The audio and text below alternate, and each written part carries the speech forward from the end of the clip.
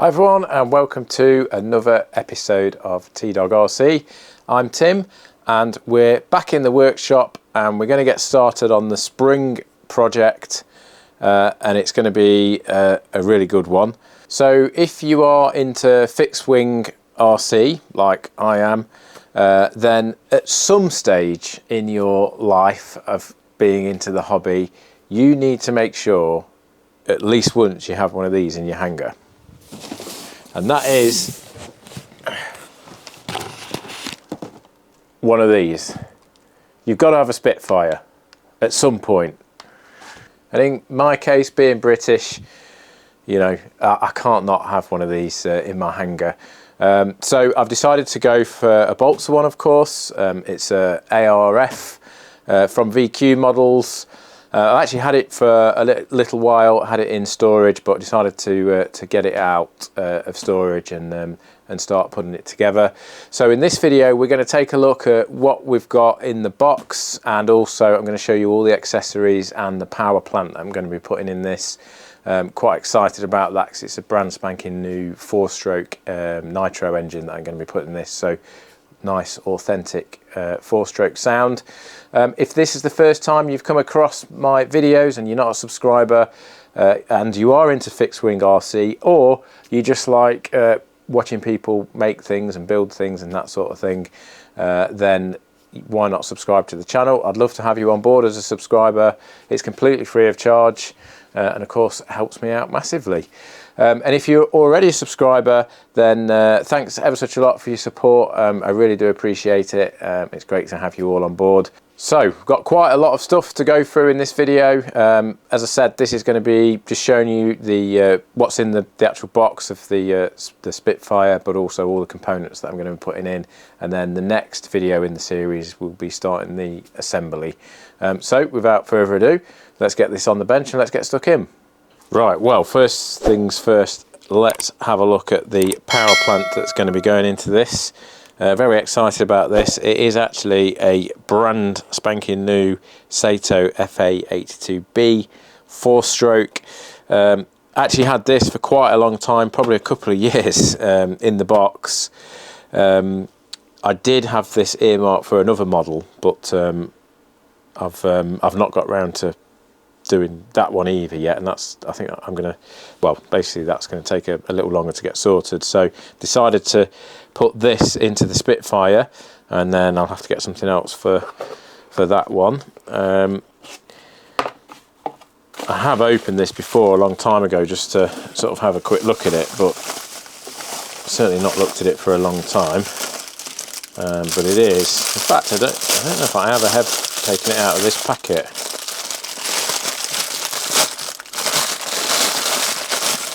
Probably have, but there it is, absolute thing of beauty.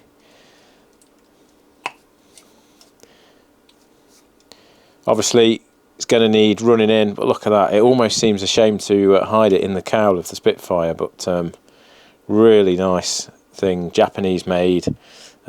Lovely sound from the Satos as well. So this is going to be it's an 82 nitro or glow, so it's going to be roughly about, I don't know what, 12 to 15 cc, something like that. Yeah, so really looking forward to getting this fired up. I'm going to have to run it in, so I need to read the instructions just to see what the running in procedure is for this. Hopefully it's not going to need too long on the bench, and it can, you know, a fair bit of it can be done in flight. I've just bought another 2-stroke engine actually, and that one actually says in the instructions, it says you literally don't really need to run it in, just put it on the model and fly it with various different throttle settings. So that's quite nice. But I'm not sure what the Sato's like. Also, just in the box, obviously we've got the silencer, and then we've got some Allen keys and bits and bobs like that. And then, of course, the instructions, which are indeed still sealed up. Never actually looked at those, so I will be having a look at those, of course, before we get started. So that's the engine. It's going to go perfect in this model. It's it actually says on the side of the specs that it recommends an 80 4-stroke engine, so should be absolutely spot on for this. So then in terms of the gear that's going in, I've got all sorts of stuff here. So I've going to be running this on my FreeSky X20S transmitter, because obviously it is going to be fairly expensive once it's all finished with the brand new engine and all that sort of stuff.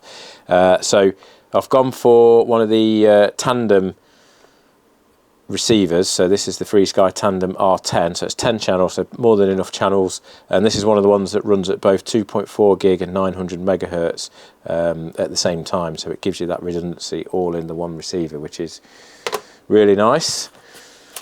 I've got a nice switch. It's actually a Spectrum switch, but I like these ones. I've used these ones before. They're really nice chunky switches, and it's got a nice big plate at the front there, one of these big metal on-off plates. I always think with switches you want to spend, you know, don't skimp out on the switch, because if the switch fails it's basically game over for the model, so I always like to make sure I get a decent quality switch. So that's what we've got there. Now then, battery wise, just got one of these Overlander 2500 milliamp 6 volt, so I'm going to be running this on 6 volt. I was going to run it as a high voltage setup with a 2S LiPo, and I bought some of the servos I bought are high voltage compatible, but the retractable landing gear that comes with this, comes with the model, is 6 volts only. Well, up to 6 volts. Any more than that, and you'll fry the retractable undercarriage. So I've had to go over 6 volt, but that's going to be fine. So 2,500 milliamps, quite heavy, but obviously I can move that around to get the CFG right. Just got a fuel filter there, fairly standard stuff. And then onto the servos. So I decided this time to go for some decent servos, basically. So I've gone for some high-tech ones. I mean, the last ones I bought were the McGregor ones, which I put in the Ultra Stick, which do seem really good as well, to be fair. But I thought this time around I would try high-tech, because he's very popular and well known for their quality. So I've gone with these are, as I say, high voltage ones. But these ones are the metal geared ones, standard size servos. So I've got 4 of these ones, these high voltage metal geared ones. You can see them there in the box. So that's for elevator, rudder, and then 2 ailerons. And then I've got 3 of these servos, which is the Hitech HS5485HB.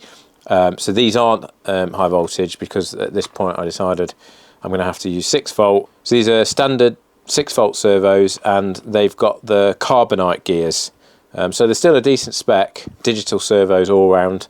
But yeah, these are the carbonite gears, because don't really need anything like that for the. So these are going to go on the flaps and the throttle for the engine. So I thought that would be more than enough for those things. Again, standard size servos. So should be good. Nice setup. And then what else have I got in here? I've just bought an extra glow plug for the engine, but I'm not going to need that because it's got one in, but we'll have that as a spare. So that's the box of tricks there. That's everything that's going in it. So I'll just get the camera repositioned and let's take a look at the model. So always a bit of a tricky one to film something like this, because I'm a bit limited of space in here. So apologies if it's not all in shot, but I think it's okay there. So let's just quickly have a look at the specs on this. As I've said, this is a VQ models. I do like the VQ models. I've had a couple of these now, and they seem like decent quality, and they're not like really heavy like some of the ARF Balsa ones that you can get. So yeah, quite like these. So its wingspan is about 1.5 meters, and then overall length is about 1.2. And then it says, actually just says glow engine, 52 stroke or 74 stroke, so actually the 82 is going to be slightly bigger than what it recommends, but that's absolutely fine. I'd rather that than it be smaller. It doesn't really give you a spec for the electric version, it just says electric equivalent. 6 channels, 6 or 7 servos, obviously depending if you're putting an engine in, etc. And then they're saying the ready to fly weight is going to be about 4 kilos, depending on what equipment you use. All balsa and plywood construction. So let's get the box off.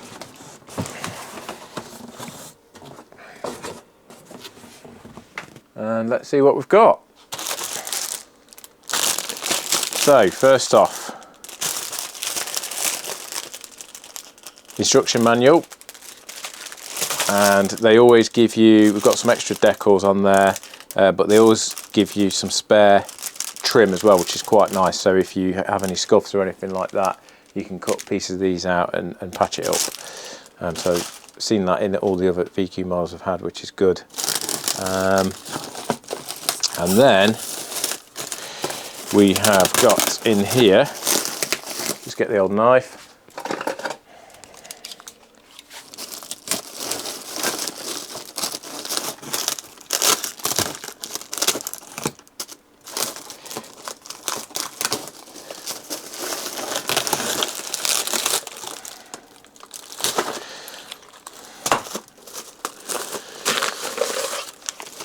So we've got a nice big cow there, all painted up, ready to go. Got the exhaust on there for the Merlin engine. And then there's a few bits in there for mounting various power plants, I'm guessing. So they're actually inside the cow. And then looks like we've got just some more details here. Sort of air intakes and aerials and that kind of thing.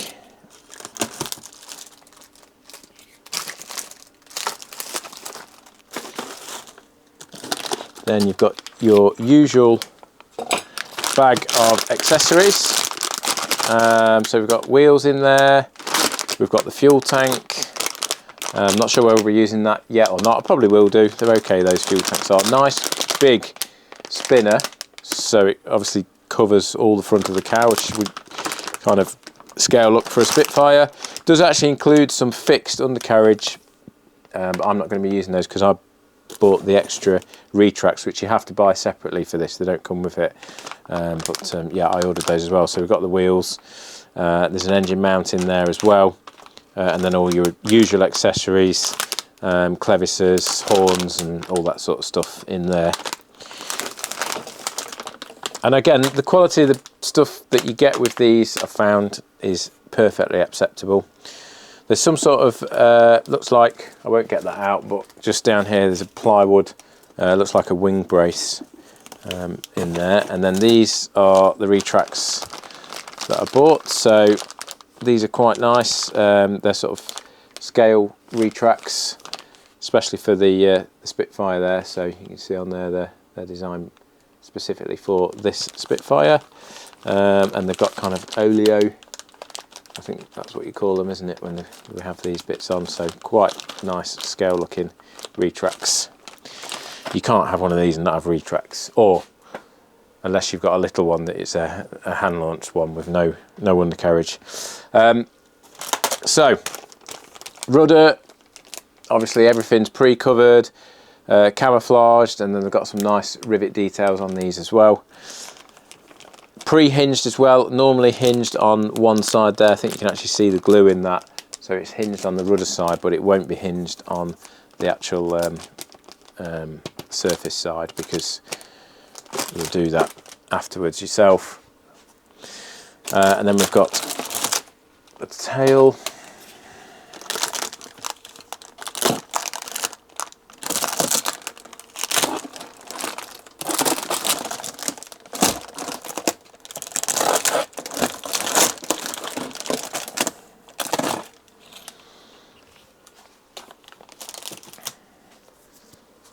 I always like the way they package these VQ ones as well. They've come in this, the plastic that they use is not just the sort of flimsy plastic bag type material. It's like a bit of a harder wearing plastic, so it just adds a bit of a better protection while it's being shipped to you. Same deal here, so elevators will actually be hinged and glued in, but then you'll have to glue those yourself once you've got the model assembled on the actual horizontal stabilizer. So camouflage on the top, grey on the bottom.